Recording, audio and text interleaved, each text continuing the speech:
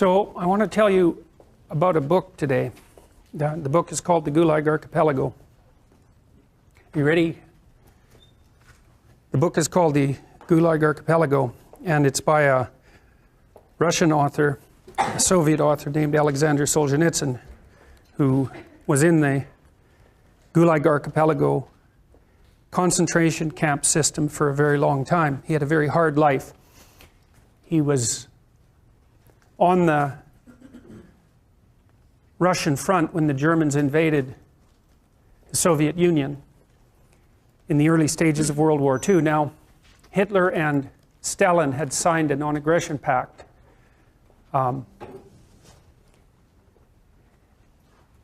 And Hitler invaded the Soviet Union anyway. And from what I've been able to understand, the Soviets had prepared an invasion force for Europe at that point, but were not concerned with having to defend their territory, and so they were caught completely unawares by Hitler's move.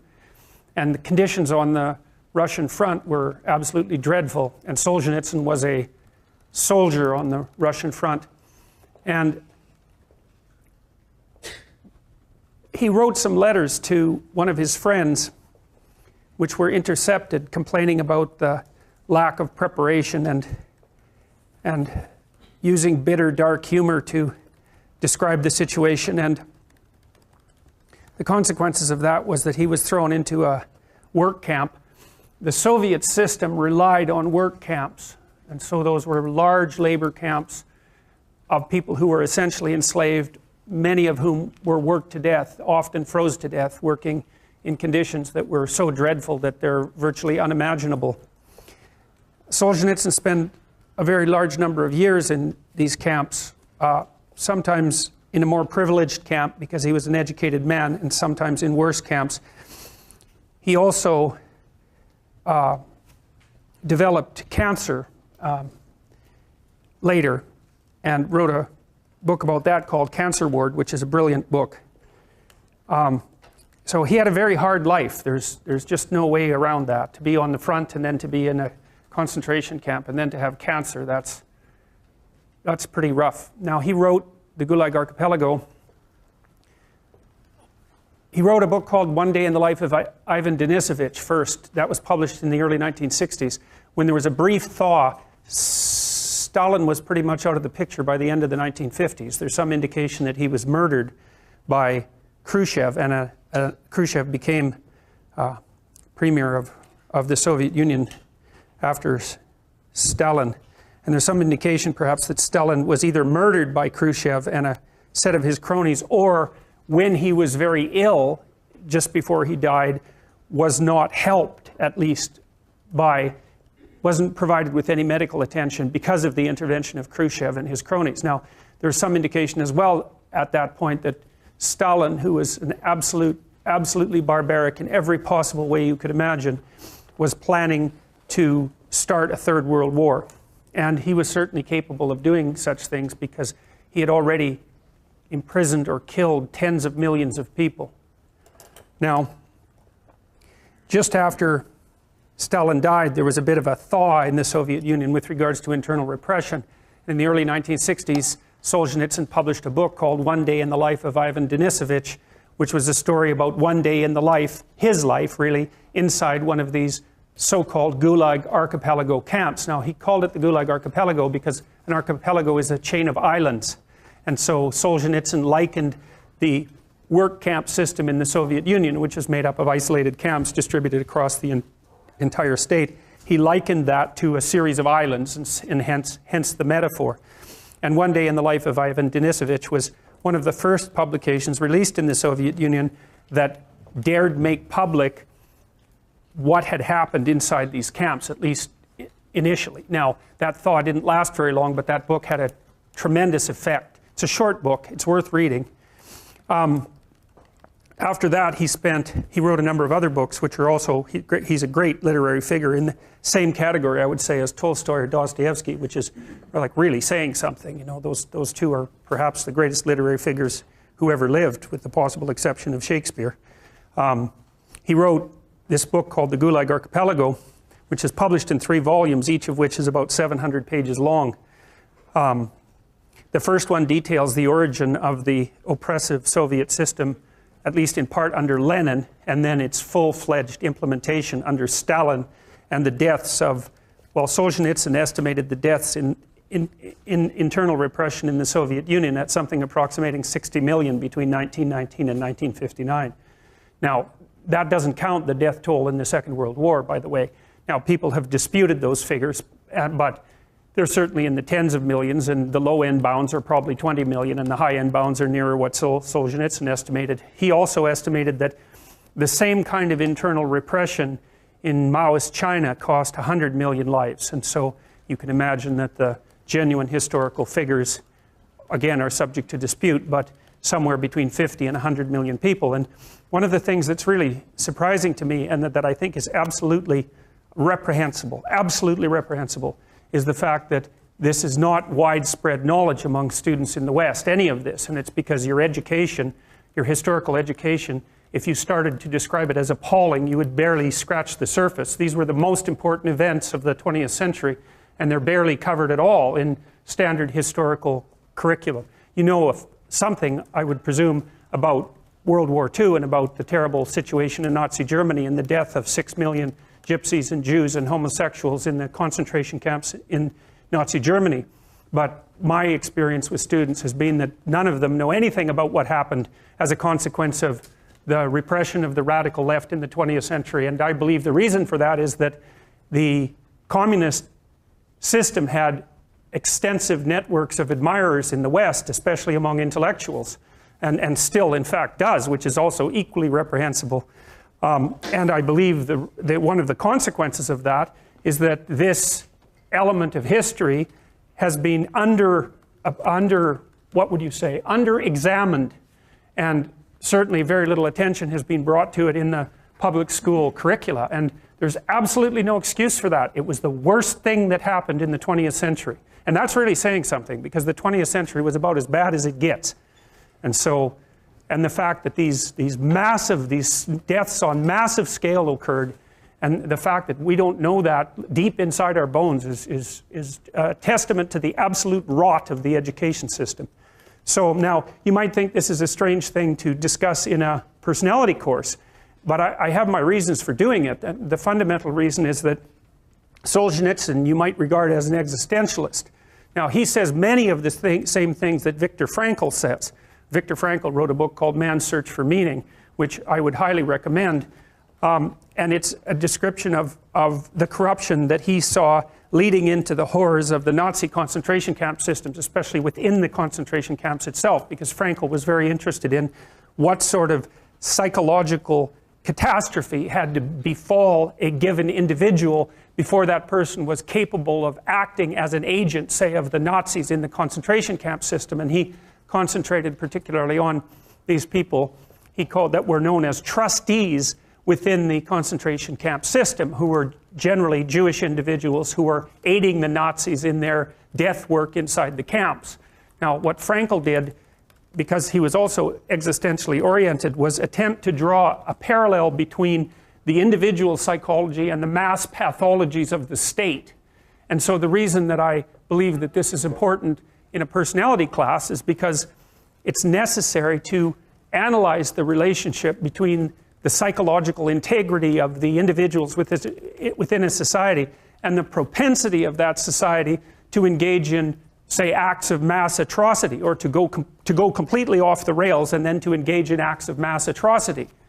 And so it was Frankl's contention, and also Solzhenitsyn's contention, and I would say also the contention of Václav Havel, who was an author and playwright in Czechoslovakia and eventually became president, that the fundamental linkage between the pathology and the state, the pathology of the state and the individual, was the individual's propensity to deceive him or herself, and to fail to act in an authentic manner, in a genuine and authentic manner, and to become, as a consequence, either nihilistic, let's say, or because of the incremental weakening of character that's part and parcel of adopting an inauthentic mode of being, or to turn to ideological and totalitarian solutions as an alternative to living appropriately and with responsibility as an individual. So Solzhenitsyn in particular laid at the feet of the Soviet citizenry the burden of the absolute catastrophes that characterized that system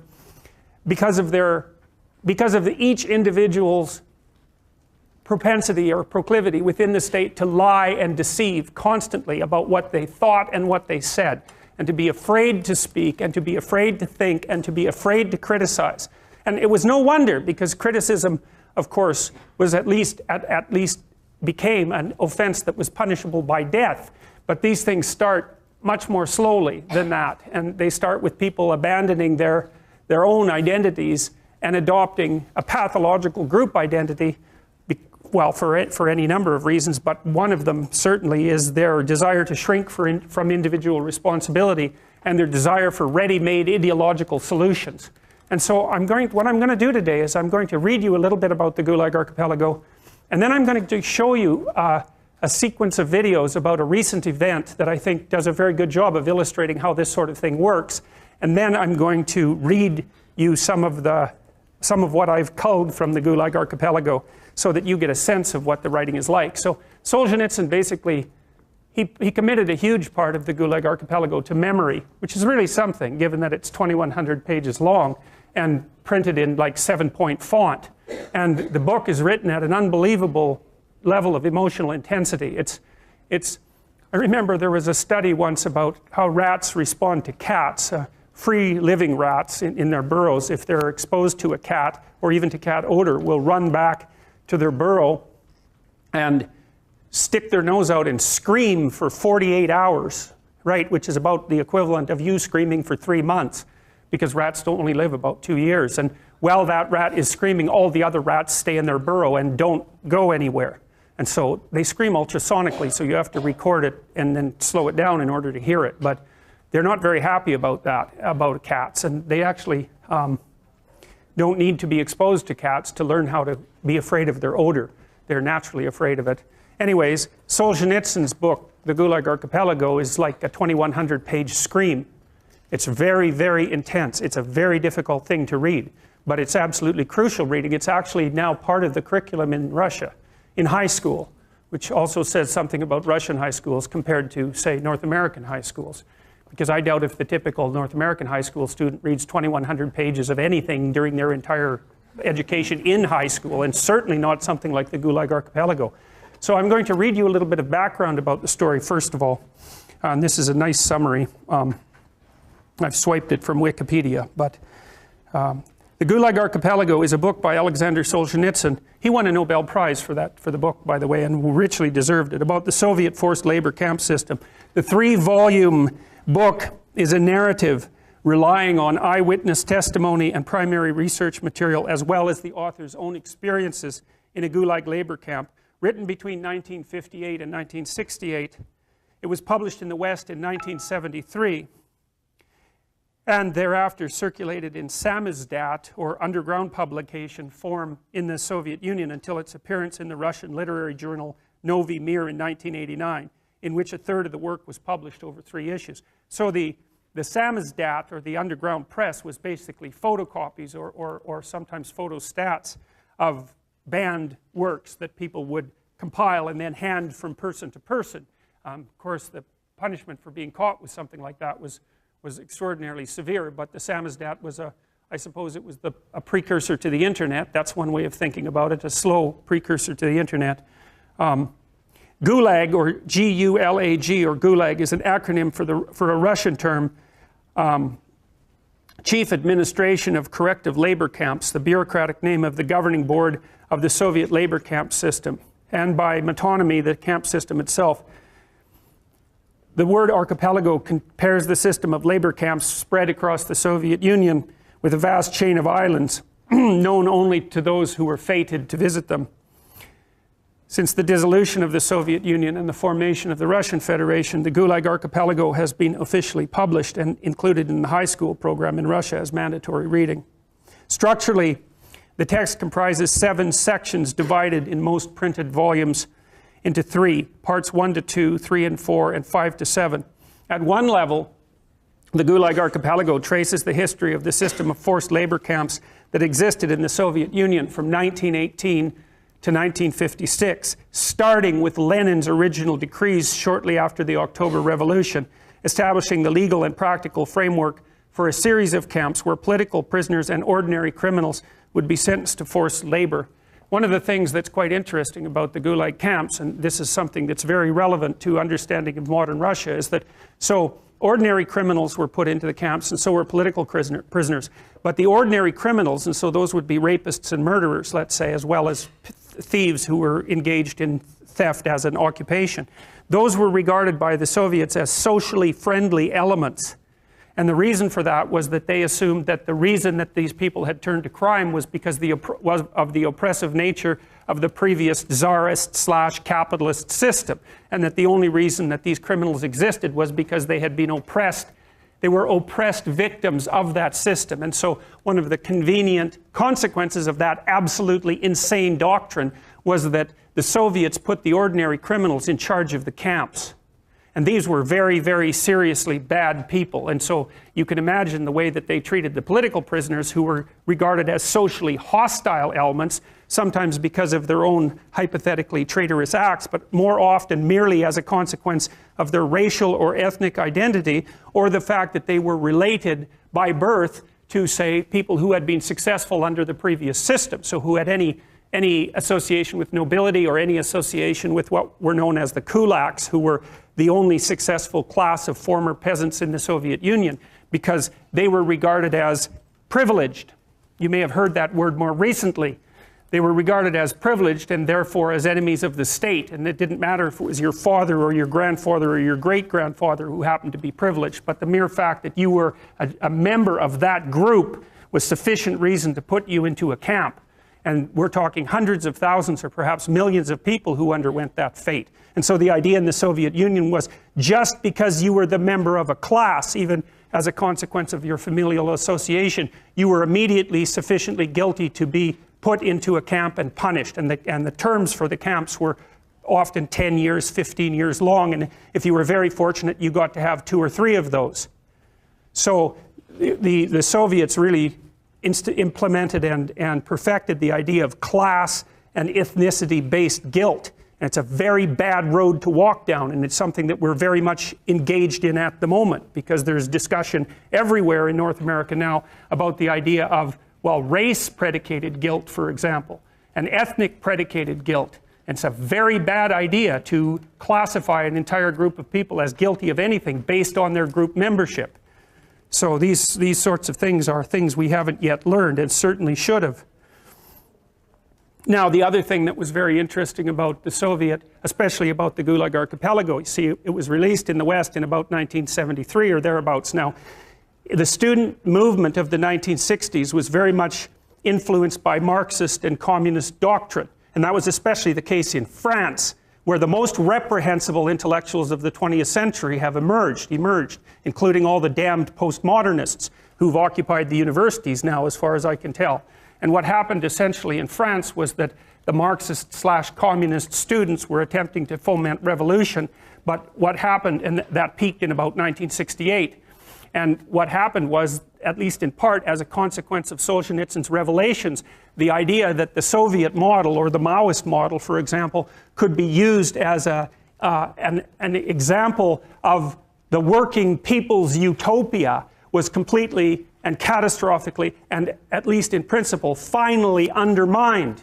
Now, there had been, see, because the Western leftist intellectuals, right from 1919 forward, turned a blind eye to what was happening in the Soviet Union. Now and then they were invited there, even people, well, people who were very well regarded in the West were often invited, and who were sympathetic to the Soviet Union, were often invited there for a visit, and the Soviets would do the same thing the North Koreans do now when they invite foreigners to visit, which is that they would set up fake places for them to visit, called Potemkin villages, where everyone was thriving and doing well. The Nazis did the same thing with the concentration camps to begin with, especially the ones they established for children, and then would invite dim-witted leftist Western intellectuals to come to the Soviet Union and see the wonderful paradise that had been set up for everyone, which was a complete and utter facade and sham, and then they would go back to the West and report on how the utopia was progressing precisely according to the Marxist doctrines. And we knew from the 1930s forward, because Malcolm Muggeridge did this to begin with, who investigated what was going on in the Soviet Union, I think for the Manchester Guardian, and he started reporting in the late 1910s and then the early 1920s, if I remember correctly. It was approximately in that period, maybe a bit later. He recorded what was happening when the Soviets attempted to collectivize the peasant farmers. And so what they did was take all these people who were previously serfs, right, only a couple of decades previously, which was not much better than being a slave. You were basically property, and that was happening until about 1880 or thereabouts. The serfs were emancipated. Many of them ended up holding their own land, right, so the land was distributed from the nobles to the peasantry. That was something that Leo Tolstoy was involved in. And by the time the Soviet Revolution came around, which would be at the latter part of the 1910s, after the First World War, the peasant class had actually established farms, of course, varying productivity. Some of the peasant farmers were very, very good at being farmers and produced a huge proportion of Russia's and the Ukraine's food. Because one of the things, we'll talk about this later as the class progresses, one of the things that you'll find if you look at creative production in any domain, it doesn't matter, artistic domain, food production, novels written, novels sold, money generated, number of companies generated, number of goals scored in hockey, etc. Or number of paintings painted, number of compositions written, anything like that, where the fundamental underlying measure is human productivity, what you find is that a very tiny percentage of people produce almost all the output. It's called a Pareto distribution, P-A-R-E-T-O.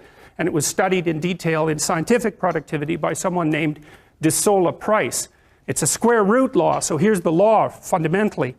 If you look at the number of people who are in a given domain, who are producing in a given domain, the square root of the people produce half the product.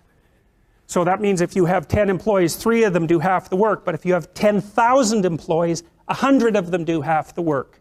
Right? It's a very, very vicious statistic. And you won't learn about that in psychology for reasons I have no idea about, because you learn about the normal distribution and not the Pareto distribution. But Pareto distributions govern, for example, the distribution of money, which is why 1% of the people in the general population have the overwhelming amount of money, and 1/10 of that 1% has almost all of that. Right? So I think it's like the richest 100 people in the world have as much money as the bottom 2.5 billion. And you think, well, that's a terrible thing, and perhaps it is, but what you have to understand is that that law governs the distribution of creative production across all creative domains, right? It's something like a natural law, and we'll talk about that more, but imagine what happens when you play Monopoly. You've all played Monopoly. What happens when you play Monopoly? One person ends up with all the money, all right? Then you play another game of Monopoly. What happens? One person ends up with all the money. It's actually the inevitable consequence of multiple trades that are conducted randomly. So if you take 1,000 people and you get them to play a trading game, you each give them $100, say, or $10, and they have to trade with another person by flipping a coin. I win the coin toss, you give me $1, you win, I give you $1. If we all play that long enough, one person will end up with all the money and everyone else will end up with 0. So it's a deeply built feature of systems of creative production, and no one really knows what to do about it, because of course the danger is that all the resources get funneled to a tiny minority of people at the top, and a huge section of the population stacks up at 0. But to blame that on the oppressive nature of a given system is to radically underestimate the complexity of the problem. No one actually knows how to effectively shovel resources from the minority that controls almost everything to the majority that has almost nothing in any consistent way, because as you shovel money down, it tends to move right back up, and it's a big problem. Anyways, the reason I'm telling you about that is because after the peasants were granted their land and started to become farmers, a tiny minority of them became extremely successful, and those people produced almost all of the food for Russia and the Ukraine. So what happened in the 1920s when bloody Lenin came along and collectivized the farms was that they defined the kulaks, who were these tiny minority of successful farmers who maybe had a brick house and were able to hire a couple of people and had some land and some livestock and were very productive people. They defined them as socially unfriendly elements, and they sent groups of intellectuals out into the towns to collectivize the farms. And so the idea was that well, you would pool your land and everyone would farm it collectively, and the land was taken away, of course, from the tiny minority of people who were actually productive and had actually managed to own much of the land. So you have to imagine how that would occur. Okay, so it's in the 1920s, it's after World War I, Russia's in pretty bad shape, the villages are full of brutalized men who have post-traumatic stress disorder, and lots of people who are not doing well at all, and the bloody intellectuals come into the town and they say, you know those successful farmers up the street that you've always been pretty jealous about in your useless manner? Well, they're actually pigs and demons who are stealing from you, so why don't you come out, we'll form a nice little mob and we'll take everything they've got. And that's exactly what happened, and all those people were killed or raped or set off to Siberia in the middle of the bloody winter where there wasn't even anything for them anywhere for them to live or anything for them to eat, so they all died. And then the consequence of that was a few years later, 6 million people starved to death in the Ukraine. And Malcolm Muggeridge had been reporting on that since the 1930s. And so that was the first wind, really, that the West got of exactly what was happening in the Soviet Union. But even at that point, the bloody left-wing intellectuals in North America were so damn clueless, and in Europe, that they never paid much attention to it, with the exception of a certain number of people like George Orwell, who wrote 1984 and Animal Farm, which is, of course, a discussion. The main pig in Animal Farm is Stalin, of course, and it's a story, an allegory about the Russian Revolution, whose basic motif is we're all equal, but of course all animals are equal, but some are more equal than others. And that's the motif of Animal Farm. So there had been warnings all the way through, right from the beginning of the Russian Revolution, to the West about exactly what was going on. But because communist and Marxist ideology is very good at addling the weak minds of idiot intellectuals, there was a huge section of the population who was fomenting, I suppose, against the standard, what would you call it, political, psychological, and social order, who were absolutely committed to, you know, the ethic that's encased in statements like from each according to his ability, to each according to his need, which sounds perfectly wonderful if you think about it for about 15 seconds, but if you think about it for 6 months, becomes unbelievably murderous in its reach and intent. And so, anyways, the French, for whatever reason, seem to be particularly opaque to reason. I'll give you an example. So the doctrine of Pol Pot in Cambodia that also killed about 6 million people. So what they did in Cambodia once the revolution occurred was decide that everyone in the city were parasites on the countryside, because the countryside full of farmers was where the primary production was taking place, and they regarded the city dwellers as parasites on that fundamental production. So they basically emptied out the cities and sent all the people in the cities out to work in the country as forced labor, and 6 million people died there. And the chief architect of that bloody project got his PhD from the Sorbonne and said exactly what he was going to do when he went back to Cambodia, was cheered along by the French intellectuals who thought that that was just a fine idea. So that's all background for why I don't think any of you guys really know much about 20th century history. So anyways, what happened in the 1970s when Solzhenitsyn published the Gulag Archipelago was that it was so brilliant, the book, and so overwhelming in its emotional and intellectual and historical power, that it became impossible for anyone to continue to claim that Marxism/communism had any intellectual or ethical integrity whatsoever. It was done. It was done. And that's part of the reason why he won the Nobel Prize. And part of the reason, by the way, why the Soviet Union collapsed, because once word got out about exactly what was actually going on, there was no way of making a coherent argument in favor of, say, exporting the workers' revolution around the world. It was like the consequence of that was well documented by Solzhenitsyn. You see, the Western intellectuals tried to make excuses for what had happened in the Soviet Union by blaming it on Stalin's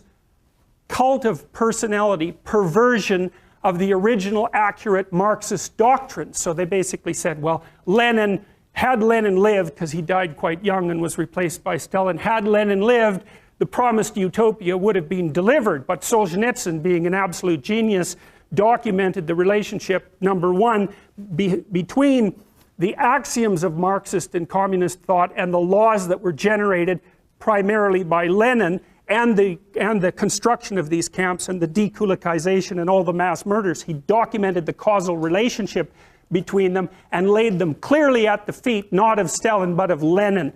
And so that was also a major blow, because it undermined the remaining argument of the left-wing, radical left-wing apologists in the West for the viability of Marxist/communist doctrines. And you still hear people today, many people, when they're faced with the, you know, if they're Marxist in their orientation and they're faced with the data pertaining to what happened in the Soviet Union, they'll say something like, well, that wasn't real Marxism. But one of the things that you might answer to that is, well, fine, except that in every bloody country in the world where that doctrine was implemented, regardless of the wide cultural differences between the cultures, say the Soviet Union, China, Cambodia, and so forth, exactly the same thing happened every time. And we still have a great example of that today in the form of North Korea. I don't know if you've ever looked at a map of the world at night.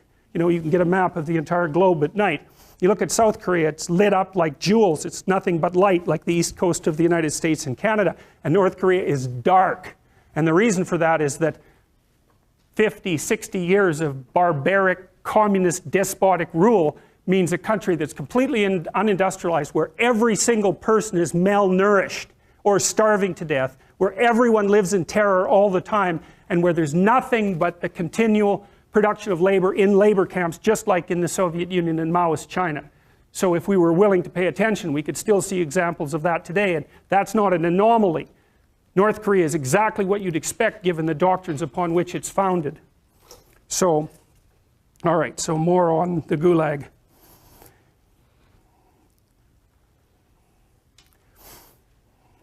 At one level, the Gulag Archipelago traces the history of forced labor camps that existed in the Soviet Union from 1918 to 1956, started with Lenin's original decrees shortly after the October Revolution, establishing the legal and practical framework for a series of camps where political prisoners and ordinary criminals would be sentenced to forced labor. It describes and discusses the waves of purges, assembling the show trials in context of the development of the greater Gulag system, with particular attention to the legal and bureaucratic development.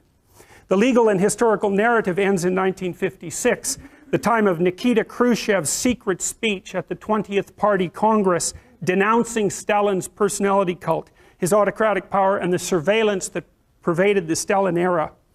Though the speech was not published in the USSR for a long time, it was a break with the most atrocious practices of the Gulag system. Solzhenitsyn was aware, however, that the outlines of the system had survived and could be revived and expanded by future leaders.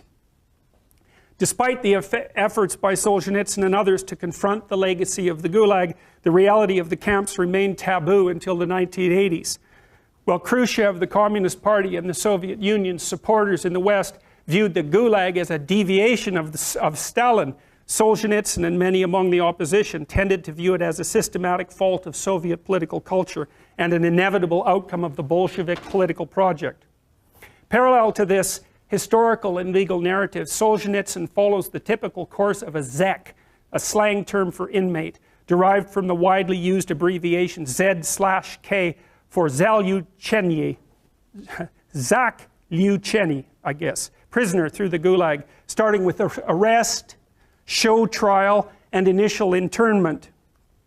Transport to the archipelago, treatment of prisoners and general living conditions, slave labor gangs and the technical prison camp system, camp rebellions and strikes, the practice of internal exile following completion of the original prison sentence, and the ultimate but not guaranteed release of the prisoner. Along the way, Solzhenitsyn's examinations detail the trivial and commonplace events of an average prisoner's life, as well as specific and noteworthy events during the history of the Gulag system, including revolts and uprising. Aside from using his experiences as an inmate at a scientific prison, Solzhenitsyn draws from the testimony of 227 fellow prisoners, the first-hand accounts which base the work. One chapter of the third volume of the book is written by a prisoner named Georgi, probably, Tenno, whose exploits enraptured Solzhenitsyn to the extent that he offered to name Tenno as co-author of the book. Tenno declined. Solzhenitsyn also poetically reintroduces his character of Ivan Denisovich toward the conclusion of the book.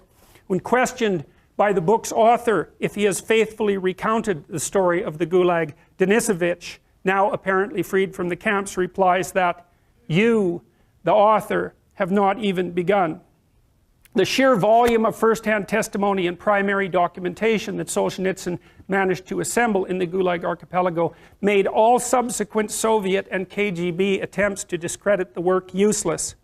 Much of the impact of the treatise stems from the closely detailed stories of interrogation routines, prison indignities, and, especially in Section 3, camp massacres and inhuman practices. There had been works about the Soviet prison camp system before, and its existence had been known to the Western public since the 1930s. However, never before had the general reading public been brought face to face with the horrors of the Gulag in this way. The controversy surrounding this text in particular was largely due to the way Solzhenitsyn definitively and painstakingly laid the theoretical, legal, and practical origins of the Gulag system at Lenin's feet, not Stalin's. According to Solzhenitsyn's testimony, Stalin merely amplified a concentration camp system that was already in place. This is significant, as many Western intellectuals viewed the Soviet concentration camp system as a Stalinist aberration. Solzhenitsyn documented that the Soviet government could not govern without the threat of imprisonment, and that Soviet economy depended on the productivity of the forced labor camps, especially insofar as the development and construction of public works and infrastructure were concerned. This put into doubt the entire moral standing of the Soviet system. In Western Europe, the book eventually contributed strongly to a need for rethinking of the historical role of Lenin. With the Gulag archipelago, Lenin's political and historical legacy became problematic. Yeah, problematic.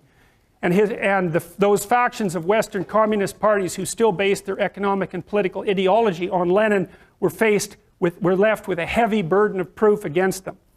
George F. Kennan, the influential US diplomat, called the Gulag archipelago the most powerful single indictment of a political regime ever to be levied in modern times.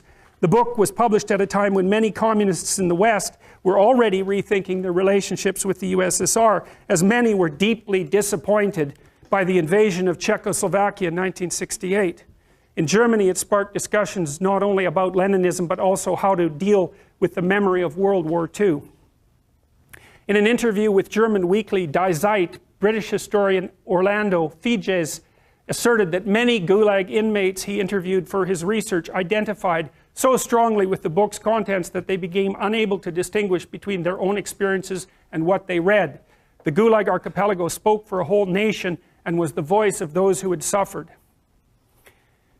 After the KGB had confiscated Solzhenitsyn's materials in Moscow during 1957 to 1967, the preparatory drafts of the Gulag archipelago were turned into finished manuscripts, sometimes in hiding at his friends' homes in the Moscow region and elsewhere. While held at the KGB's Lubyanka prison in 1945, Solzhenitsyn had befriended Arnold Suzy, a lawyer and former Estonian Minister of Education, who'd been taken captive after the Soviet Union occupied Estonia in 1940.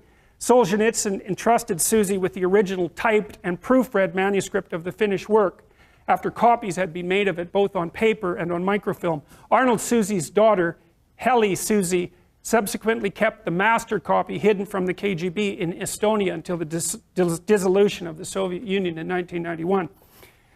The KGB seized one of the only 3 extant copies of the text still on Soviet soil, and the people who held the copies were unaware of the existence of the other copies. This they achieved after interrogating Elizaveta Voronskayana, one of Solzhenitsyn's trusted typists, who knew where the typed copy was hidden. Within days of release by the KGB, she hanged herself. The first edition of the work was published in Russian by the French publishing house Editions du Seuil a few days after Christmas 1973. They had received a go-ahead from Solzhenitsyn, but had decided to release the work about 10 days earlier than he had expected. News of the nature of the work immediately caused a stir, and translations into many other languages followed within the next few months, sometimes produced in a race against time. American Thomas Whitney produced the English version. The English and French translations of Volume 1 appeared in the spring and summer of 1974. Solzhenitsyn had wanted the manuscript to be published in Russia first, but knew this was impossible under conditions then extant. The work made a profound impact internationally. Not only did it provoke energetic debate in the West, a mere 6 weeks after the work had left Parisian presses, Solzhenitsyn himself was forced into exile. Because possession of the manuscript incurred the risk of a long prison sentence for anti-Soviet activities, Solzhenitsyn never worked on the manuscript in complete form. Since he was under constant KGB surveillance, he worked on only one part of the manuscript at a time, so as not to put the full book into jeopardy if he happened to be arrested. For this reason, he secreted the various parts of the work throughout Moscow and the surrounding countryside in the care of trusted friends, sometimes purportedly visiting them on the social calls, but actually working on the manuscript in their homes. All right, so now I want to show you some things. I haven't done this before, but we'll see how it goes. I'm going to show you something that happened recently. Some of you may be aware of this and some of you not. So this is a video about, there was a town meeting that a number of people spoke at, including one shopkeeper from New York. And after the meeting, he was interviewed by the press, the TV, and one of the attendees at the meeting was upset about the fact that the press was concentrating on him instead of concentrating on what she regarded as the issues at hand. So I'm going to play this for you to begin with. Now what I'm trying to show you, I want to show you what it means for someone to be ideologically possessed. And so you can tell when you're talking to someone like that, because this is something I learned from reading Solzhenitsyn, is because you can predict absolutely everything they're going to say. Once you know the algorithmic substructure of their political ideology, which is usually predicated on about 5 or 6 axioms, you can use the axioms to automatically generate speech content. You don't even have to hear the person, you can just predict what they're going to say. And so that alleviates any responsibility whatsoever they have for thinking. And it also allows them to believe that they have full control and full knowledge over the, not only full control and full knowledge about the entire world, but also the capacity to distinguish without a moment's thought between those who are on the side of the good and those who are not. And that's where the danger really comes. So anyways, we'll take a look at this. So right now, the news is interviewing a person whose daughter was a heroin addict, I think, is what he said in his public comment. And he's pro-bunker, he's pro-cops. And so he's the one getting interviewed, and there are like 1 million people who have spoken about how they've been abused by the cops, that they're not being spoken to. Only the person who's pro-bunker, who's also a person of colour. So they got their token, and that's the one that they're using. I have no idea, we'll find out.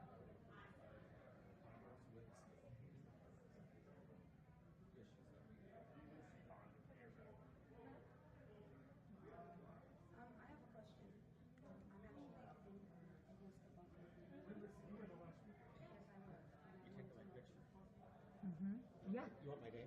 Yeah, sure. It's humongous. Okay. Humongous what? Humongous what? Humongous. Humongous what? Humongous. Humongous what? Humongous. Humongous what? That's what it is. Humongous what? Is that sexual harassment? No, it's humongous. Then why did you say that to me? That's my name. What? Humongous what? Humongous what? Humongous what? Is that sexual harassment? Is that what you just did when you said that to me? What, humongous? Why would you say that to me? Yes, but my name. Why would you say that to me? Why would I say it to Why you? would you say that to me? Why would you ask me my name? What? Humongous what? Humongous what? Humongous what? Humongous what? This person just spoke to me in a sexually harassing way. I did not. Yeah, he did. He said, do you know what my name is? And I said, what? And he said, humongous. Yeah. This person just sexually harassed me. I said I'm humongous. Yes, yeah, that's right. Humongous what? Humongous. So now you're actually pointing to yourself. You're actually pointing to your body parts, and you're actually pointing to your body parts and saying that you're humongous. You're actually doing that. And this is the person who just got interviewed as a pro-bunker person of color, as if you represent us. They're using you as a token, and then you speak to me in a sexually harassing manner. How dare you? How dare you? Disgusting! Disgusting! You left him saying your daughter's lives matter, but you Disgusting! You just abused a woman! You just abused a woman, and you have the audacity! You have the audacity to say that girls matter? How dare you? How dare you? You disgusting person! Disgusting! Don't touch me! Don't touch me! Lower your voice. Are you going to do anything about how he sexually harassed me? Are you going to do anything about how he sexually harassed me? Are you going to? I need to go. Okay, he's asking me to leave. He's asking me to leave after I've been sexually harassed. I'm just asking. You're asking me to leave after I've been sexually harassed. Did you ask him to leave? Did you ask him to leave? Did you ask him to? Are you following him? Did you ask him to stop sexually harassing me? What is your name? What is your name? What is your name? What is your name? Ma'am. What is your name? You work for the city. We are here in a public place. You need to tell me what your name is. My name is Tanel. Yeah. And I Tanel work what? for a security firm. I do Tanel not work what? for a city, okay? You work for us, so you don't work for us. So that means I don't have to do what you want. You don't work for us. That means I don't have to do what you want. Stop raising your voice at me. What is your name? Right What is now your you are name? breaking our building rules. You're being No, disorderly. sorry. No. What is your name? What is your name? What is your name? I've already told you my name. What is your no, you haven't. What is your full name? What is your full name and what company do you work for? What is I your work for full name? Universal Protection. My name is Tanel Stefanescu. Why are you Okay. Why are you questioning her? And when I'm just asking. You Ma'am, are questioning ma'am, the wrong person. he I'm just not said questioning he anyone. just said All I'm that he saying works is that he just we're said being that he works disorderly. for a security company, We're not disrupting the the city. meeting, So ma'am. I don't have to do what he wants. So fuck off. Who are you? Who are you? Did you go after the person who sexually harassed me? Did you go off? This is Universal Protection Security Service. Notice how they didn't get the cops here. Notice how they didn't get the cops here today. They just got some more cops, basically. So why did you do nothing about the person who sexually harassed me? I made it very clear he just sexually harassed me. Why did you not go up to him and tell him to stop? Why did you not do that? want to de-escalate. Why did you not do that? Why did you not do that? You deal with a gentleman. The gentleman's gone already. He wasn't a gentleman. He was. Oh, Why are you here? Why are you still here? Because we're being really loud and we're disrupting. Is being loud a crime? It is in our building, ma'am. no, it's not. No, it's not. No, it's breaking one not. of our She's building standing rules. up for herself. I understand, ma'am. She's standing No, you up. don't. You don't understand anything. You don't understand anything. So this got a lot of attention online, just so you know. And so then she responded because she was quite intensely criticized. So here's her response. Now I want you to listen to how she speaks. My name is Zana, and I'm doing this video because we need to talk. It's become clear to me that a great deal of us suffer from the illness of patriarchy, and it's not just the men who suffer. Women can be patriarchal too. Women? Really? But why would they be patriarchal? Towards who? Other women? That's so stupid. So many things in our system today come from patriarchy, including racism, colonialism, capitalism, classism, and of course, sexism. Wow, she thinks she knows everything. Guess all these experts with their degrees can just go home. One thing to remember, though, it's hard to see something when we're really close to it. We have to step back sometimes, look at a system critically to see what others might be seeing. I wonder if she's done that. I'm a woman of color, so I'm going to talk about my experience. But many other marginalized people, such as indigenous peoples and queer and transgender people and gender non-conforming people, will have their own thoughts on this also. Indigenous who? And what the hell is gender non-conforming? What are all these labels? What is she even talking about? Why does this woman think she can speak for everyone? I mean, who the hell is she anyways? What a drama queen. The challenge is that it is very hard for those who are marginalized, such as women of color, to express how they feel without being called the angry brown woman, or the angry black woman, or the nagging woman, or crazy. My God, she just won't stop talking. But sometimes I do wonder what women of color are thinking when I make a crass racial or sexual joke in front of them, and then I say, just kidding. And then afterwards, why do they always turn me down when I ask them to dinner? It's because of a phenomenon called white fragility and male fragility. White liberals and men in general have been told over and over again that if they just never use the N-word and they never talk about race and they never physically molest anyone, then they're not racist or sexist. So when I point out that actually the system of power we live in ensures that all white people are racist and all men are sexist because they profit from a system that marginalizes people of color and non-males, they attack me, just as they've attacked women of color for centuries to retain their power structure. Whoa! She's the sexist one. She's the racist one. Why does she hate me? Yeah, so I make more money because I'm a man, and I have a lot of privilege, and my voice matters in every sphere of life, but I didn't ask for that. That doesn't make me racist or sexist. She talks as if men don't have any problems. I haven't had a raise in 3 years. I mean, yeah, I haven't spoken up for women or done anything constructive to help women or people of color, and I take my privileges without question, and I live happily in my own little bubble, but that doesn't mean that I profit from their suffering.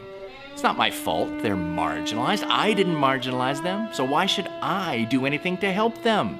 Just because I make more money and have access to all the education and resources and housing and jobs.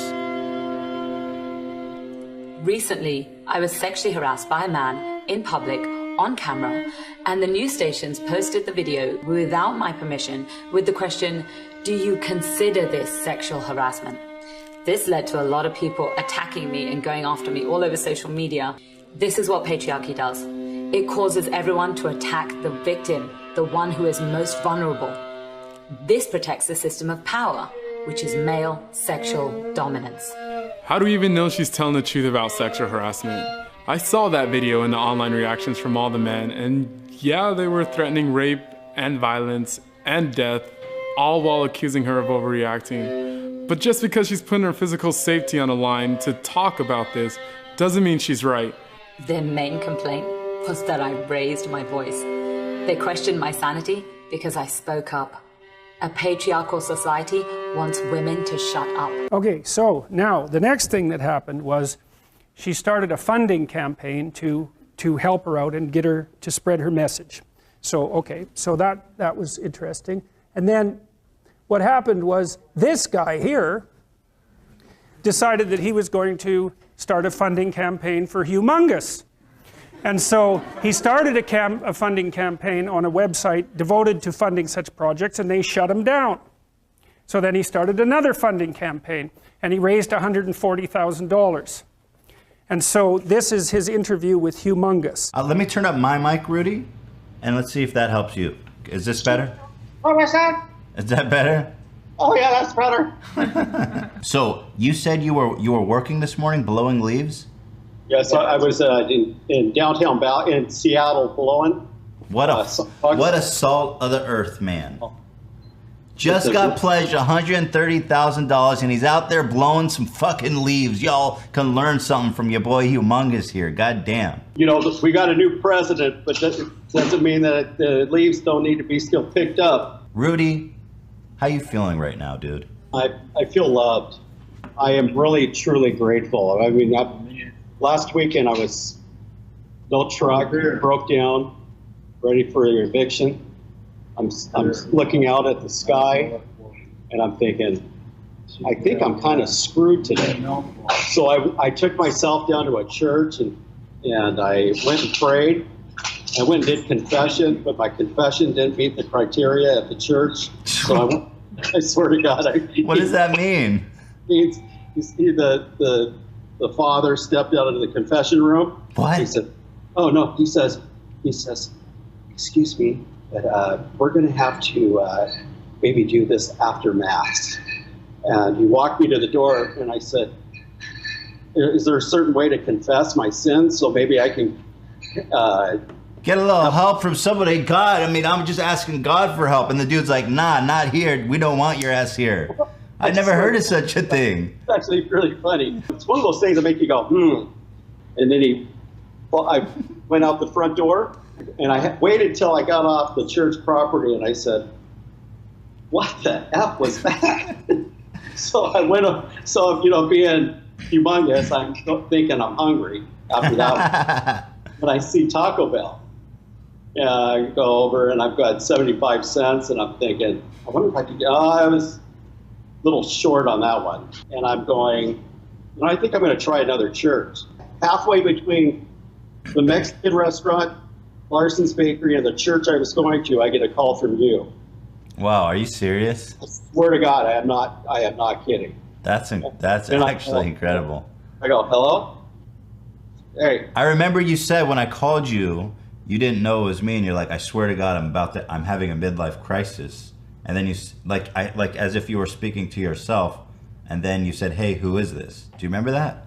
I remember that, yeah. And I thought you were somebody else. Okay. And so you said, I'm packed off because that lady is getting funded, and I'm going to fund you because it's not fair how she's degraded you. And I'm going, I'm going to keep going to that church. Apparently, I'm God's messenger. It was out of my control the whole time. God bless, Papa bless. Don't do that stuff. Okay, you're actually ascending to heaven right now, it looks like. I think God is trying to tell us something right now because the sun, there's a stairway to heaven coming out right from the top left side. Oh, there's the light. There's the light. God finally answered your prayers.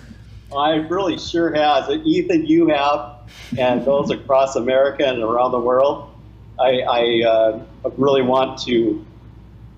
I can't really put it into words other than that I realize that what I've learned from others, I'm carrying that message of down with dope, up with hope. I feel like if there was a Bible written today, I almost feel like that story would be in there. Humongous left the church in despair, walked to Taco Bell with 75 cents in his pocket, and as he realized he didn't have enough for a taco, he got a ring up not from Ethan, but from the spirit of Papa John, who worked through him in mysterious ways. And you know what I'm going to do is I'm going to go drop $300 off to that church's children's sports program, just because. Make Humongous a opportunity to help pull people up and not tear them down. No hate, let's date. God, I want to make it clear, the people that supported me in this effort, fiscally, I will not abuse this. I'm not going to turn into some raging drunk that you're going to see on frickin' Nightline. Yeah. God, that's honestly our worst nightmare. We're all going to be like, oh, fuck, what do we do? I've already done that stuff when I was in my 20s. I'm 52.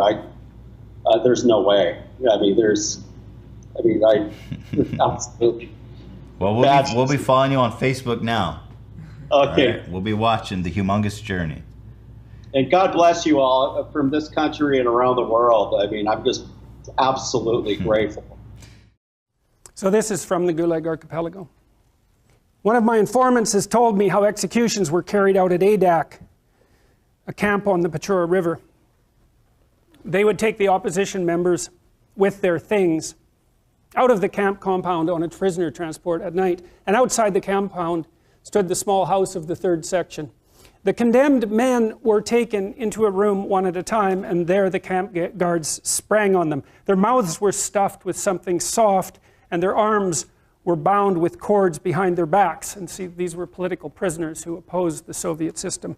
The condemned men, then they were led out into the courtyard where harnessed carts were waiting. The bound prisoners were piled on the carts from 5 to 7 at a time and driven off to the Gorka, the camp cemetery. On arrival, they were tipped into big pits that had already been prepared and buried alive. Not out of brutality. No. It had been ascertained that when dragging and lifting them, it was much easier to cope with living people than with corpses. The work went on for many nights at Adak, and that is how the moral, political unity of our party was achieved. This is from Viktor Frankl, from his experiences in the Nazi concentration camps. The most ghastly moment of the 24 hours of camp life was the awakening when, at a still nocturnal hour, the 3 shrill blows of a whistle tore us pitilessly from our exhausted sleep and from the longings in our dreams. We then began the tussle with our wet shoes, into which we could scarcely force our feet, which were swollen and sore with edema. And there were the usual moans and groans about petty troubles, such as the snapping of wires which replaced shoelaces. One morning I heard someone whom I knew to be brave and dignified cry like a child because he finally had to go to the snowy marching grounds in his bare feet, as his shoes were too shrunken for him to wear. In those ghastly moments, I found a little bit of comfort, a small piece of bread which I drew out of my pocket and munched with absorbed delight. From Solzhenitsyn. In cold lower than 60 degrees below zero, work days were written off. In other words, on such days the records showed that the workers had not gone out to work because 60 below was the cutoff for work. But they chased them out anyways, and whatever they squeezed out of them on those days was added to the other days, thereby raising the percentages. And the servile medical section wrote off those who froze to death on such cold days on some other basis. And the ones who were left, who could no longer walk and were straining every sinew to crawl along on all fours on the way back to camp, the convoy simply shot so that they wouldn't escape before they could come back to get them. This is from William Blake. O Rose, thou art sick. The invisible worm that flies in the night, in the howling storm, hath found out thy bed of crimson joy, and his dark secret love does thy life destroy. Solzhenitsyn. Macbeth's self-justifications for his murders were feeble, and his conscience devoured him. Even Iago was a little lamb too. The imagination and spiritual strength of Shakespeare's evildoers stopped short at a dozen corpses. That was because they had no ideology. Ideology. That is what gives evil doing its long-sought justification and gives the evildoer the necessary steadfastness and determination. That is the social theory, which helps to make this act, his act, seem good instead of bad in his own and others' eyes. That was how the agents of the Inquisition fortified their wills by invoking Christianity, the conquerors of foreign lands by extolling the grandeur of their motherland, the colonizers by civilization, the Nazis by race, and the Jacobins, early and late, by equality, brotherhood, and the happiness of future generations. Without evildoers, there would have been no archipelago. Fire. Fire.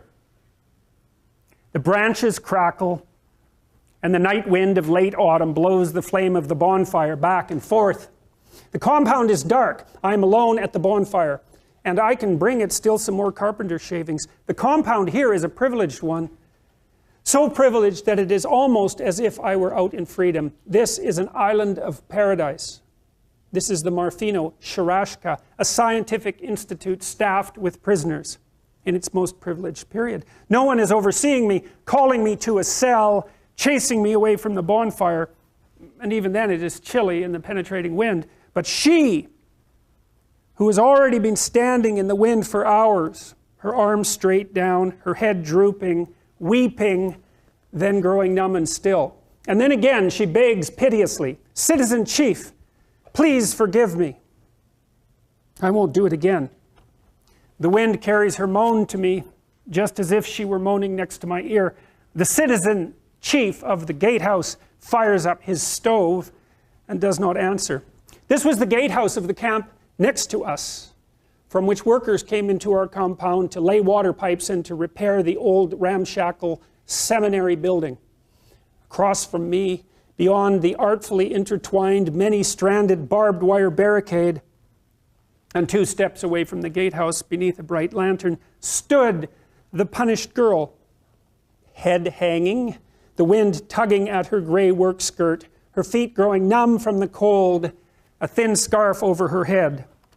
It had been warm during the day when they had been digging a ditch on our territory. And another girl, slipping down into a ravine, had crawled her way to the Vladikino highway and escaped. The guard had bungled, and Moscow city buses ran right along the highway. When they caught on, it was too late to catch her, and they raised the alarm. A mean, dark major arrived and shouted that if they failed to catch the girl, the entire camp would be deprived of visits and parcels for a whole month because of her escape. And the women brigadiers went into a rage, and they were all shouting, one of them in particular, who kept viciously rolling her eyes. Oh, I hope they catch her, the bitch. I hope they take scissors and clip, clip, clip, take off all her hair in front of the lineup. This wasn't something she had thought up herself. This was the way they punished women in the Gulag. But the girl, who was now standing outside the gatehouse in the cold, had sighed and said instead, at least she can have a good time out in freedom for all of us. The jailer overheard what she had said, and she was now being punished. Everyone else had been taken off to the camp, but she had been set outside there to stand at attention in front of the gatehouse. This had been at 6 p.m., and now it was 11 p.m. She tried to shift from one foot to another, but the guard stuck out his head and shouted, "Stand at attention, whore, or else it will be worse for you." And now she was not moving, only weeping. "Forgive me, Citizen Chief, let me into the camp. I won't do it anymore." But even in the camp, no one was about to say to her, "All right, idiot, come on in." The reason they were keeping her out there for so long was that the next day was Sunday, and she would not be needed for work. Such a straw, blonde, naive, uneducated slip of a girl. She'd been imprisoned for some spool of thread. What a dangerous thought you expressed there, little sister. They want to teach you a lesson for the rest of your life. Fire. Fire. We fought the war, and we looked into the bonfires to see what kind of victory it would be. The wind wafted a glowing husk from the bonfire.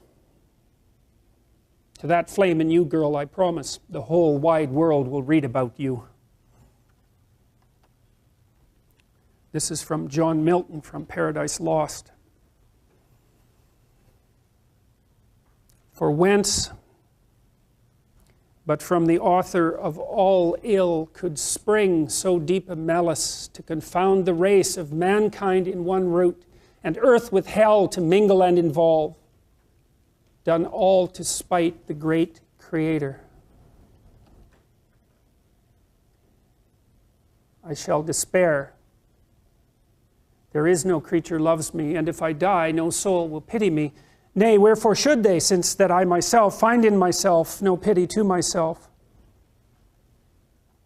That's Shakespeare. Solzhenitsyn describes the reactions and actions of staunch Communist Party members imprisoned and devoured by the system they supported and produced. Frequently, the camp system vacuumed people up, really without any concern whatsoever for the niceties of individual guilt or innocence. As far as Stalin and his henchmen were concerned, there was probably something that you were guilty about at some point in your past, and there were no shortage of people to inform on you regardless of whether you had done anything. So one of the things that used to happen in the collective apartment buildings, of which there were nowhere near enough of, so multiple families would end up living in the same tiny apartment, was that if you could inform on someone down the hall who, you know, maybe refused to return the quarter cup of salt you had lent them or something like that, if you would inform on them and their family would be carted away to the concentration camp system, then you got to have their apartment. And so in East Germany, at the height of the Soviet system, 1 out of every 3 people was a government informer. And so that meant if you had a family of 6 people, there were 2 people in every room that you were ever in who were ready to say to the authorities anything you ever had the temerity to speak, and perhaps to tell them all sorts of things that you didn't even do, because there was a requirement, if you were an informer, to ensure that you had something to say every time you came in to inform.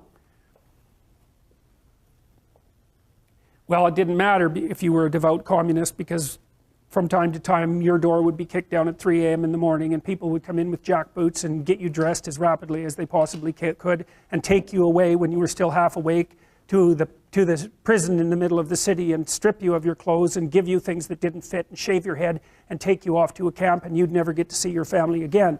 And that happened to millions of people. And it happened to staunch communists just like it happened to people who, in principle, were opposed to the system. And Solzhenitsyn thought that the staunch Communist Party members who were thrown into the camps had the worst time of it of everyone, because the people who'd already decided that the system was corrupt weren't really surprised when it happened, even though it was still terrible. But the Communist Party members had given their whole life to the system, and then they were picked up just like everyone else. And he had a very hard time with them when they came to prison, because most of them assumed that a terrible mistake had been made, and that if they just wrote the right people and contacted their former friends, who would now, by the way, have nothing to do with them, that the error would be rectified and they soon would be released. So they also assumed that everyone else in the camps was completely guilty and was there for good reason, because otherwise the beloved party wouldn't have put them there. But for some reason they had been imprisoned because they were innocent, despite the fact that they were innocent. And Solzhenitsyn and his friends used to play a game with people like that, because he didn't exactly know how to treat them, because on the one hand they were victims, certainly, but on the other hand they were part of the system that had perpetrated precisely the horrors that were visited on them. And so when they first came in and were still chock full of communist dogma and totalitarian thought and judgmental in every possible way, him and his friends would have fun pointing out all the shortages and catastrophes of the Soviet system, and then let them run through their algorithmic ideology and to the point of absurdity, and then really not spend much time communicating with them until they broke down and decided that things weren't so good for them or everybody else, and more or less entered the common run of humanity once again. To say that things were hard for them is to say almost nothing. They were incapable of assimilating such a blow, such a downfall, and from their own people too, from their own dear party, and from all appearances for nothing at all. After all, they'd been guilty of nothing as far as the party was concerned. Nothing at all. It was painful for them to such a degree that it was considered taboo among them, uncomradely, to ask, "What were you imprisoned for?" The only squeamish generation of prisoners. The rest of us, with tongues hanging out, couldn't wait to tell the story to every chance newcomer we met, and to the whole cell, as if it were an anecdote. Here's the sort of people they were. Olga Sliozberg's husband had already been arrested, and they had come to carry out a search, and arrest her too. The search lasted 4 hours. And she spent those remaining 4 hours sorting out the minutes of the Congress of Stakhanovites of the bristle and brush industry, of which she had been secretary until the previous day. The incomplete state of the minutes troubled her more than her children, who she was now leaving forever. Even the interrogator conducting the search could not resist telling her, "Come on now, say farewell to your children." Here's the sort of people they were.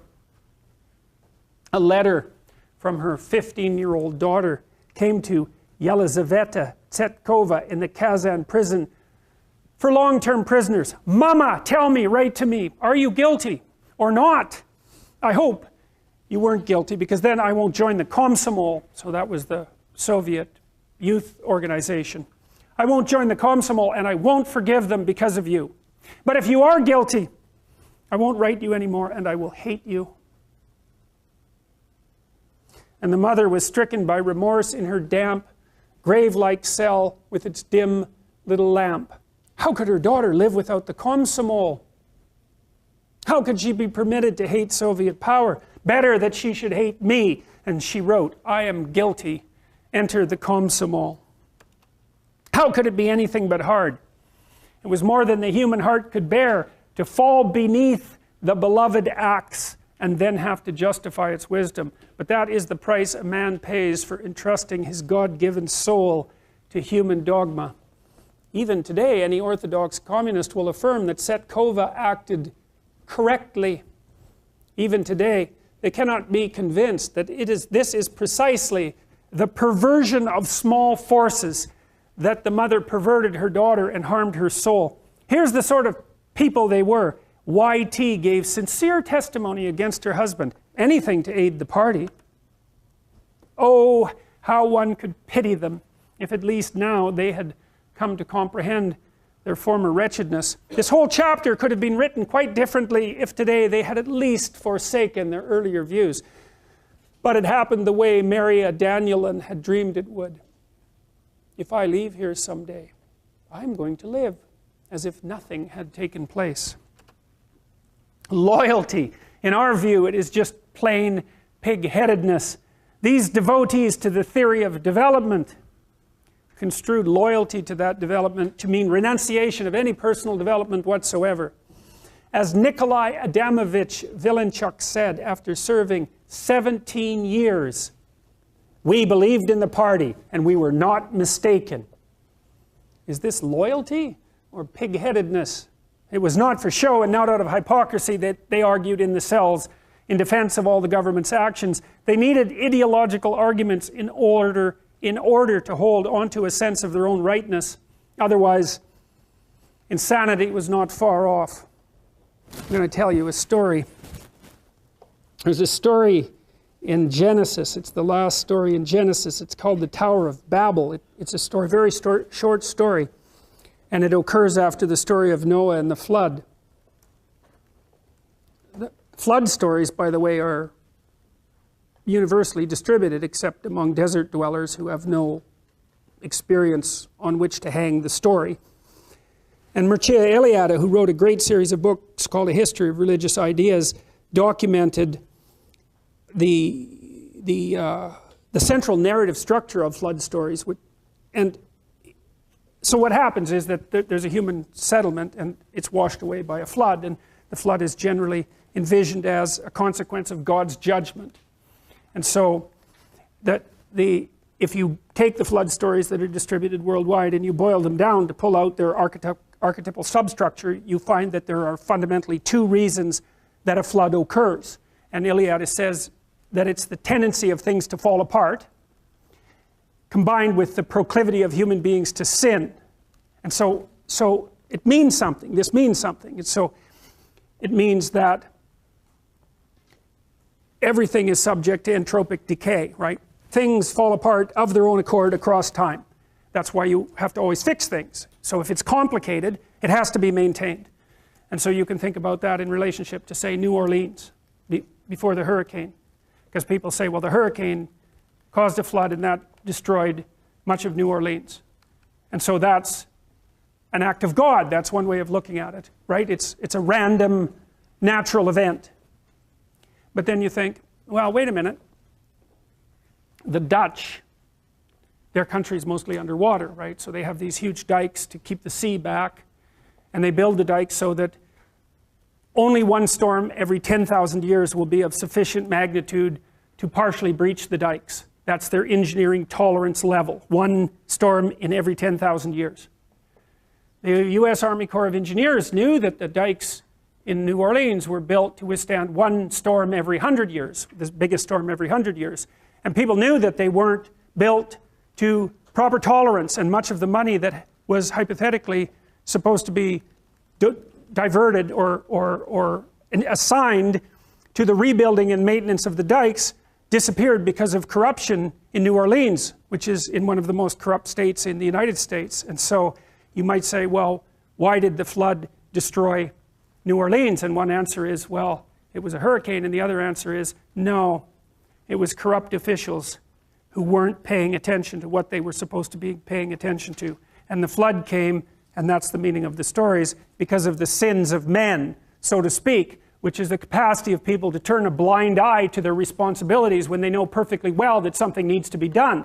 And so if you don't do what needs to be done and something comes along to wipe you out, then it's perfectly reasonable to view that as a judgment on your refusal to do what you knew to be right.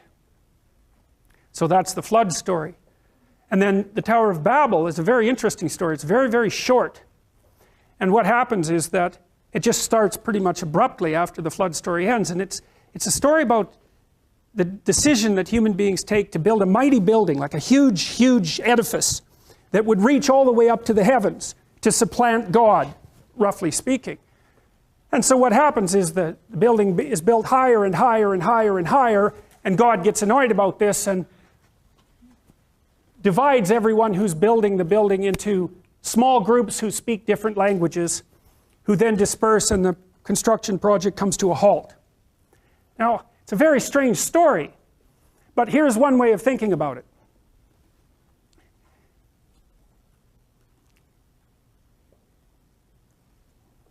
The larger you build a system, the more there's a proclivity to worship it as if it's everything. That's the story of ideology, let's say.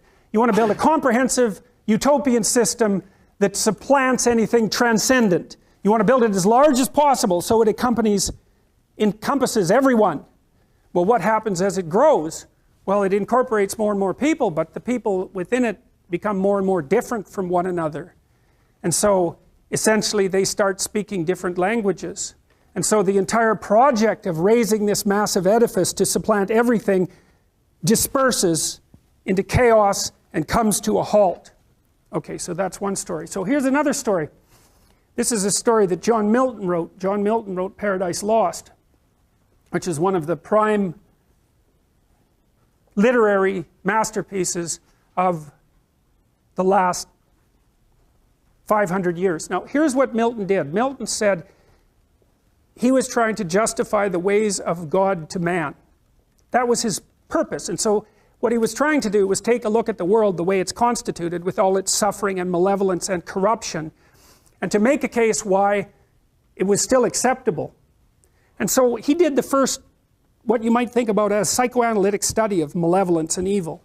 So around the corpus of biblical writings, there's an idea of heaven and hell, and they're not referred to much within the corpus of biblical writings, but there are what you might describe as legends that have compiled around them.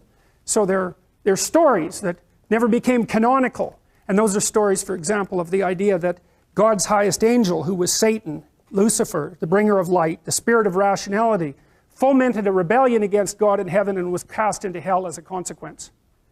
And so there's this idea, Milton wrote this before the rise of the nation states, for example, and there's this idea that there's this tension between the political and ideological and rational constructions of the rational mind and the sort of transcendent mythology that guides human organization, and that Satan, as God's highest, as the highest angel in God's heavenly kingdom, is a personification of the tendency of the rational mind to produce totalitarian systems and then to fall in love with them. So to produce a system that encompasses everything, like the Tower of Babel, so that nothing outside the system is allowed to exist. Well, Milton's intuition, because he collected the stories about satanic rebellion that had been accumulating across centuries from far before Christianity was even constituted, turned this into a great poetic drama. And his hypothesis was that the element of the psyche, let's say, the spiritual element of the psyche that characterized the rational mind, would, by its proclivity to produce these totalizing systems, end up casting itself into hell. And so you could think about it as a prophetic visualization of what was going to come down the centuries after Milton wrote. Because the poets get there before the philosophers. The artists get there maybe before the poets. The philosophers follow in their wake. The poets are the people who have the visions of what's coming farthest down the road. So this is from Milton. This is describing Satan after he's cast into hell because of his rebellion, his totalitarian, the consequence of his totalitarian rationalism. For now the thought both of lost happiness and lasting pain torments him. Round he throws his baleful eyes that witnessed huge affliction and dismay mixed with obdurate pride and steadfast hate.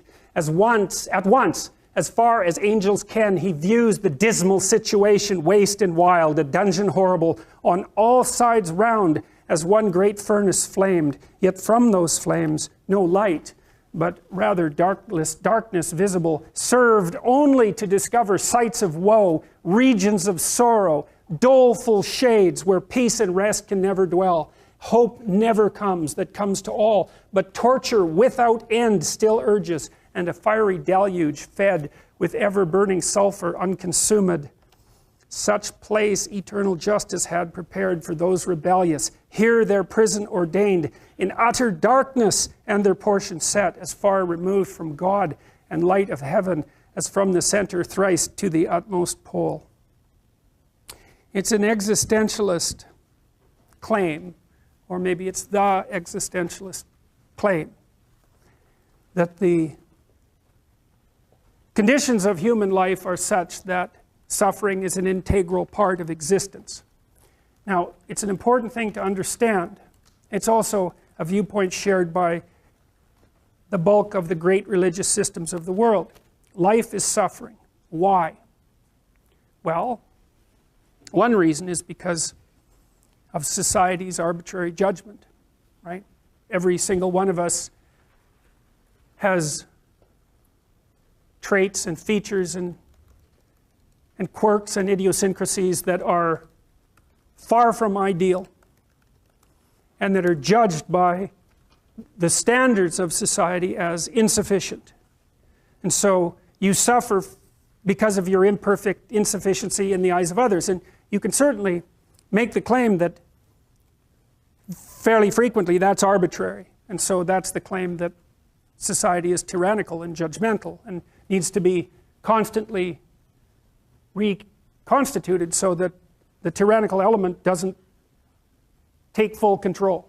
And fair enough, you have to stay awake so that that doesn't happen. But the thing is, it doesn't matter what society it is, although they vary in the degree of their tyranny. The mere fact that you're grouped together with other people and have to come up with a common value structure in order to live together means that many of the things that characterize you are going to be suboptimal. And so the price you pay for social being is that much of you is deemed insufficient. Now, hopefully there are various ways that you can be within a society that's sufficiently diverse so that you can find a place where what's good about you in the eyes of others and perhaps in your own eyes can flourish of its own accord. Because you don't have to be good at everything. If you can be good at one thing well enough, that might allow you your niche. And hopefully a healthy society allows for that. Certainly societies can become so tyrannical that they don't.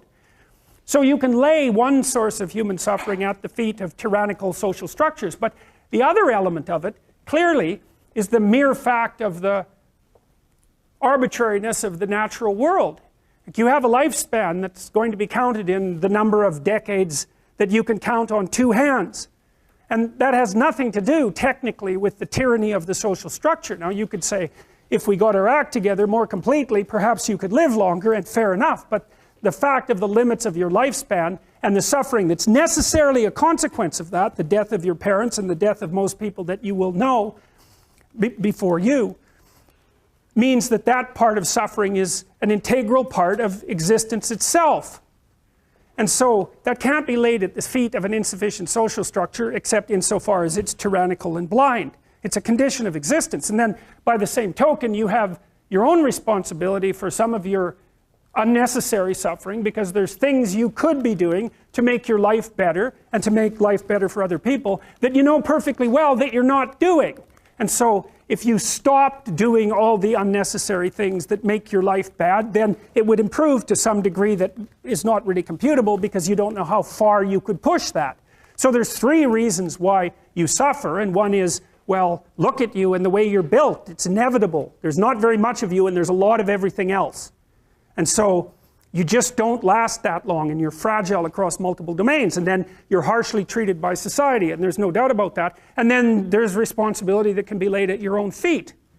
Well, the existential take on that, and the thing that all these diverse people that we've been talking about, including Viktor Frankl and including Alexander Solzhenitsyn, as well as Kierkegaard, Nietzsche, and Dostoevsky, and the people that I've already talked to you about, is that the proper pathway through that is to adopt the mode of authentic being.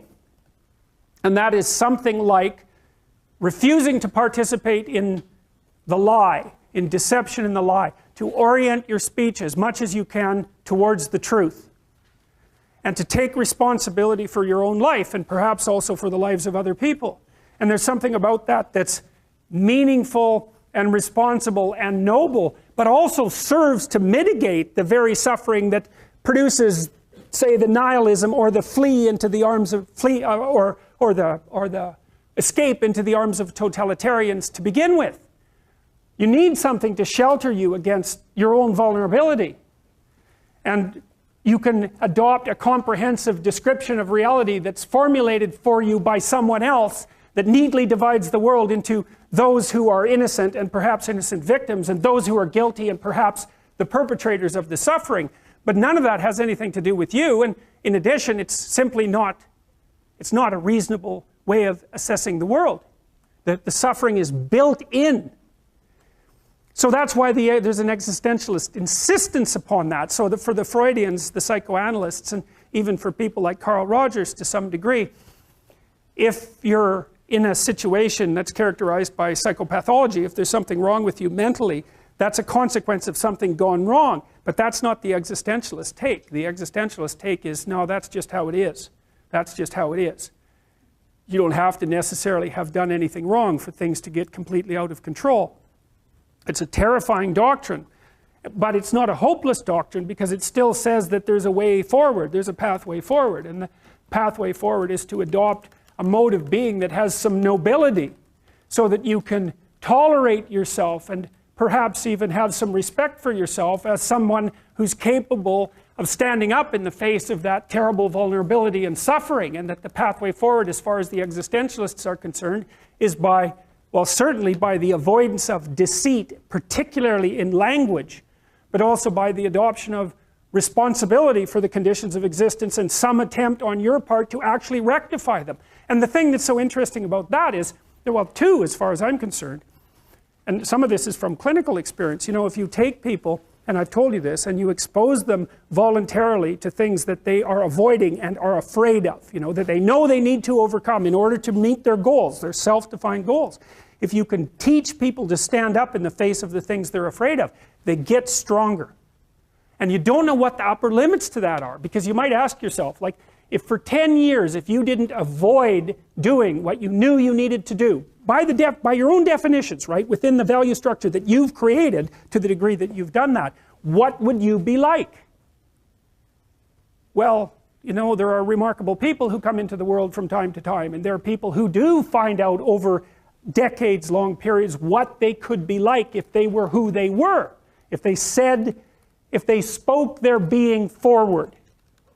And they get stronger and stronger and stronger, and we don't know the limits to that. We do not know the limits to that. And so you could say, well, in part, perhaps the reason that you're suffering unbearably can be left at your feet, because you're not everything you could be, and you know it. And of course, that's a terrible thing to admit, and it's a terrible thing to consider, but there's real promise in it, right? Because it means that perhaps there's another way that you could look at the world, and another way that you could act in the world, so what it would reflect back to you would be much better than what it reflects back to you now.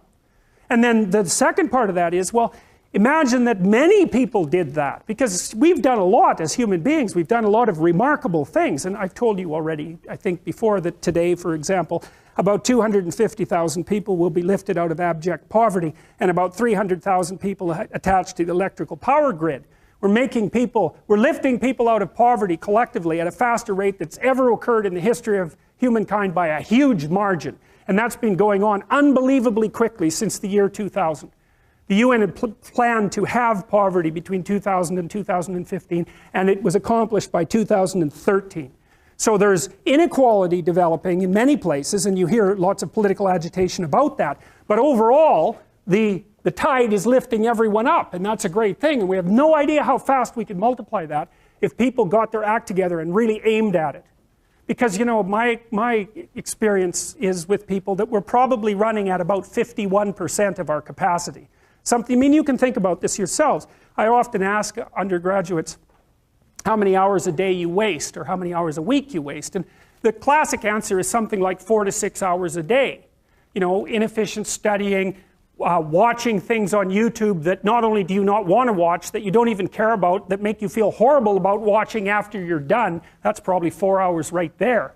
You know, you think, well, that's 25 hours a week, it's 100 hours a month, that's 2.5 full work weeks, it's half a year of work weeks per year.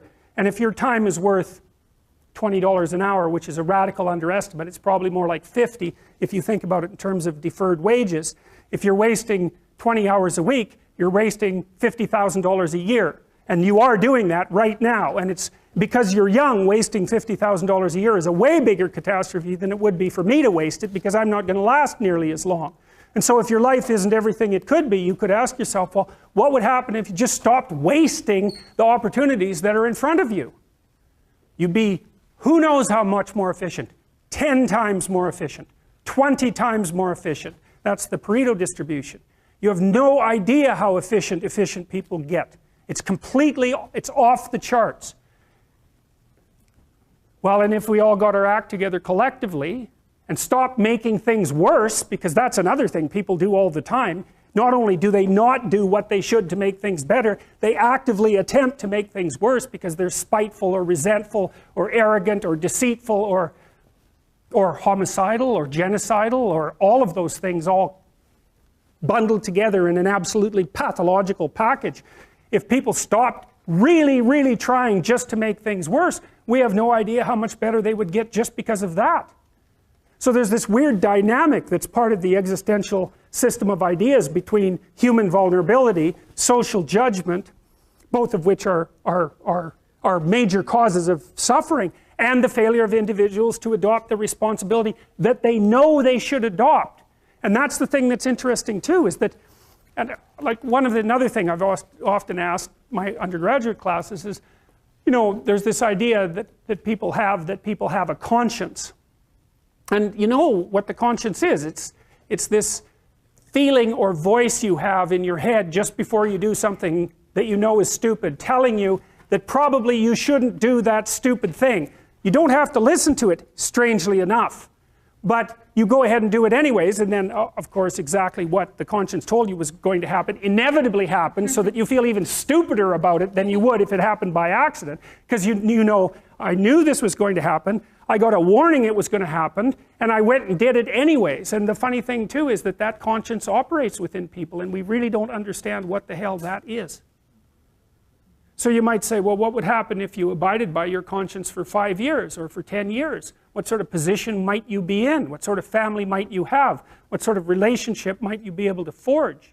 And you can be bloody sure that a relationship that's forged on the basis of who you actually are is going to be a lot stronger and more welcome than one that's forged on the basis of who you aren't.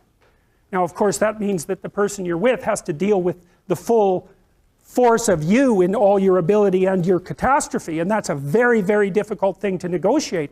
But if you do negotiate it, well, at least you have something, you have somewhere solid to stand, and you have somewhere to live, you have a real life.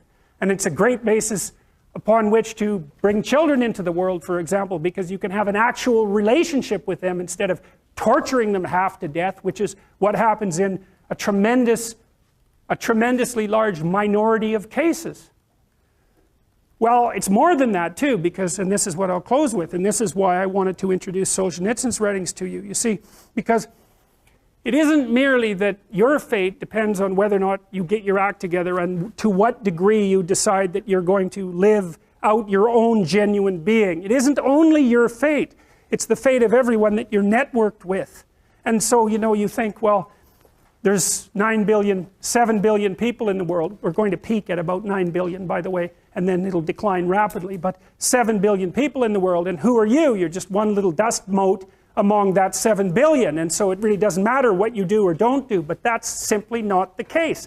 It's the wrong model, because you're at the center of a network. You're a node in a network. Of course, that's even more true now that we have social media. You'll know 1,000 people, at least, over the course of your life. And they'll know 1,000 people each, and that puts you one person away from 1 million, and 2 persons away from 1 billion. And so that's how you're connected. And the things you do, they're like dropping a stone in a pond. The ripples move outward, and they affect things in ways that you can't fully comprehend. And it means that the things that you do and that you don't do are far more important than you think. And so if you act that way, of course, the terror of realizing that is that it actually starts to matter what you do. And you might say, well, that's better than living a meaningless existence. It's better for it to matter. But I mean, if you really asked yourself, would you be so sure if you had the choice? I can live with no responsibility whatsoever. The price I pay is that nothing matters. Or I can reverse it and everything matters. But I have to take the responsibility that's associated with that. It's not so obvious to me that people would take the meaningful path. You know, when you say, well, nihilists suffer dreadfully because there's no meaning in their life, and they still suffer. Yeah, but the advantage is they have no responsibility. So that's the payoff, and I actually think that's the motivation. Say, well, I can't help being nihilistic. All my belief systems have collapsed. It's like, yeah, maybe. Maybe you've just allowed them to collapse because it's a hell of a lot easier than acting them out. And the price you pay is some meaningless suffering, but you can always whine about that and people will feel sorry for you, and you have the option of taking the pathway of the martyr, so that's a pretty good deal, all things considered, especially when the alternative is to bear your burden properly and to live forthrightly in the world. Well, what Solzhenitsyn figured out, and so many people in the 20th century, it's not just him, even though he's the best example, is that if you live a pathological life, you pathologize your society. And if enough people do that, then it's hell. Really. Really. And you can read the Gulag Archipelago if you have the fortitude to do that, and you'll see exactly what hell is like. And then you can decide if that's a place you'd like to visit, or even more importantly, if it's a place you'd like to visit and take all your family and friends. Because that's what happened in the 20th century.